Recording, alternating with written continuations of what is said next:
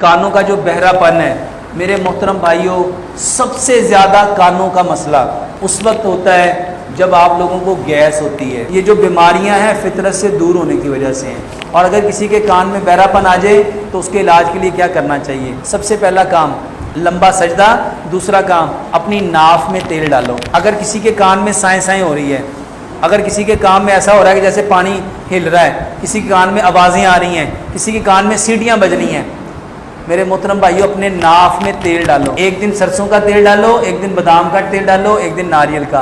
कितना डालना है? 7 कतरे। एक कतरा डालो, बिस्मिल्लाह पढ़ो, सूरह फातिहा पढ़ो, इसको आहिस्ता आहिस्ता लाते जाओ। इसके साथ मेरे मोहतरम भाइयों सरसों का तेल लो, एक चाय का चम्मच ले लो, 2 तुरियां देसी लहसन की लो, उसको छोटा छोटा काट के उस तेल के अंदर डाल के हल्की सी आंच पे इतना पकाओ कि लहसन उसमें ब्राउन हो जाए। उसको छान लो। ये 2 कतरे सुबह, 2 दोपहर, 2 शाम, ये कान में डालो, बेहतरीन इलाज।